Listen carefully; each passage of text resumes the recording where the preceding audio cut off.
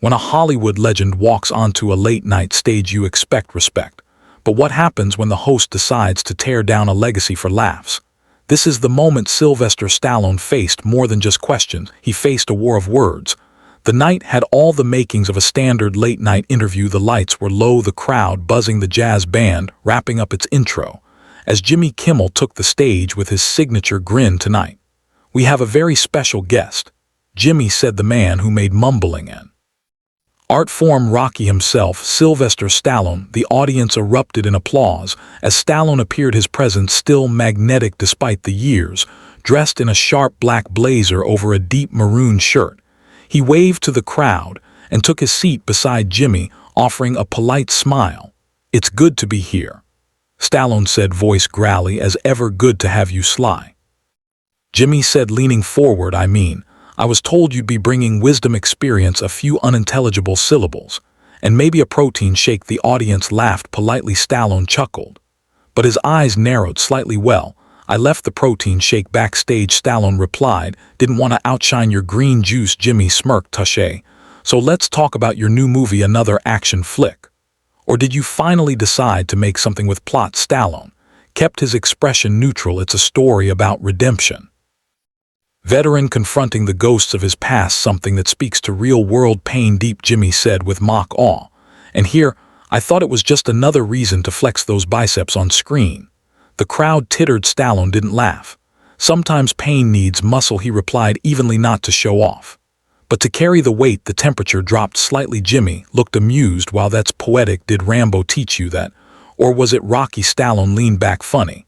I always thought comedy should punch up, not down." Jimmy raised his eyebrows, surprised by the jab. "Just having fun," he said quickly. "Don't want to get bodies slammed on live TV." "Don't worry," Stallone said. "I only hit when it's scripted." The tension was building. The studio audience sensed it, so what started as banter was shifting into something sharper. Jimmy tried to steer things lighter. "Well, let's go back. The first Rocky film, you wrote it in 3 days, right? Did you just run out of crayons?" Or a ripple of discomfort ran through the audience. Stallone paused. "I wrote it with everything I had," he said calmly, "while sleeping in a bus terminal trying to sell my dog to eat. So, yeah, crayons weren't really the priority." The crowd went quiet. Jimmy looked taken aback. Stallone leaned forward. "You know, Jimmy, sometimes you crack jokes. Sometimes you crack dignity. Be careful which you're breaking tonight." The stage was set, the gloves were off, and this interview was only getting started. Everyone expected jokes. What they didn't expect was a fight for respect unfolding live before their eyes. With each remark, Jimmy went lower, and Stallone rose higher. Jimmy leaned back, smiling, as if nothing had just happened. "You know, Sly, you should do stand-up." That comeback was almost intelligible. Stallone didn't flinch. "And you should try sincerity sometime. It might shock your audience." The crowd let out an audible ooh, sensing the tension ratchet up. Jimmy, clearly enjoying himself, pressed further. "Let's be honest, you've made more sequels than Hollywood has original ideas. Ever think of just letting it go?" Stallone crossed his legs slowly. "I keep telling stories people want to hear. Maybe that's the part that bothers you." Jimmy chuckled sarcastically. "Or maybe it's that you keep playing the same guy with a new haircut." Stallone's gaze sharpened. "Better than being a new haircut with the same jokes." The audience roared. Jimmy smiled tightly. Okay, touche. But seriously, isn't there a part of you that worries people only see you as a punchline? Stallone leaned in. "Only when hosts like you try to write the jokes. Let me remind you, Rocky wasn't just a film, it was hope for a lot of people who had none." The atmosphere shifted again. The applause came strong and heartfelt. Jimmy tried to reclaim the momentum. "But you're a millionaire now, right? Don't you think it's a bit rich talking about struggle?" Stallone's voice deepened. "Struggle doesn't expire with a paycheck. It leaves scars. And it teaches you to recognize when you're being used for someone else's." Punchline. Jimmy was silent for a beat. "You think I'm using you?" Stallone didn't blink. "You tell me." The audience held its breath for the first time. Jimmy looked uncomfortable. Then he forced a laugh. "Well, folks, I didn't realize we booked a philosophy major tonight." Stallone smiled. "Funny. I thought we booked a host." The studio erupted again. Jimmy clenched his jaw. The game was changing, and he was no longer winning. He scrambled for a new angle. "So how do you respond to critics who say your career is just nostalgia now, that without the past you're not much in the present?" Stallone's tone turned colder. "Critics talk, legends work, and I don't need to relive the past. I built it." There was a pause. The audience, nearly breathless, burst into thunderous applause. It wasn't just support, it was respect. Jimmy finally leaned forward, trying one last time. Come on, Sly, can't you take a joke? Stallone's smile faded. Can you take the truth? Silence, the kind that swallows a room whole. And then Jimmy looked at the camera, forcing a grin. We'll be right back after this short break if Stallone doesn't punch me before then. But everyone watching knew this wasn't just a break, it was a battle line, and it was far from over. When words start cutting deeper than expected, even the strongest can feel the heat. But Stallone doesn't flinch. He responds with the force of a man who's had to fight his whole life just to be heard. The commercial break ended, and the lights snapped back on. Jimmy straightened his jacket and put on his polished grin. We're back with the one and only Sylvester Stallone, he said. Voice therapy. The man, the myth, the what is it now 80-something-year-old action figure. Stallone let the audience laugh, unmoved. Better to be molded in stone than made of plastic. Jimmy. The crowd applauded again, louder this time. There was a shift in the studio, a divide Jimmy noticed. Well, I have to say, Jimmy said, pretending not to feel it, your fans are loyal, almost aggressively, so like they think you're still that scrappy underdog from Philly. I am, Stallone said simply. I just wear better shoes now. Jimmy scoffed. But come on, Sly, haven't we moved past the whole underdog thing? Isn't it time to hang up the gloves, literally and metaphorically? Stallone looked him straight in the eye. You ever tell a soldier to hang up his boots because the war makes you uncomfortable? Jimmy blinked. The air got heavy. I don't think making a Rocky IX qualifies as war. It does when you're fighting cynicism, apathy, and the belief that people like me can't still inspire. The audience burst into applause. Stallone's voice, steady and calm, carried weight. Jimmy attempted another jab.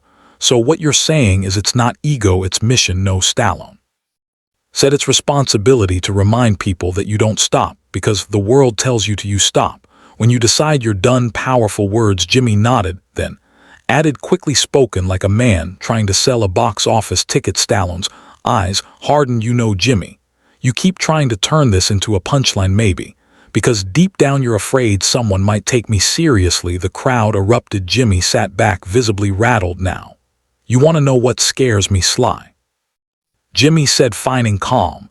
It's that people think your on-screen persona is who you are, that Rocky is real. Stallone leaned forward slowly. Rocky is real not just because I wrote him, but because millions of people saw themselves in him. He's a mirror, Jimmy, something you clearly avoid looking into. The silence that followed wasn't awkward, it was electric. The tension had crystallized, and everyone knew it was going to explode. There's a point when even the most composed man decides enough is enough. And when Sylvester Stallone stood up, the entire world watched. The air was lead when Jimmy leaned back and said, so Sly, what's next? A line of anti-aging supplements, maybe a reality show? Keeping up with the comebacks, the audience chuckled weakly. But there was hesitation now. They felt it. The moment had changed. Stallone exhaled slowly. You know, Jimmy, it's funny you sit in that chair and poke fun like it's armor.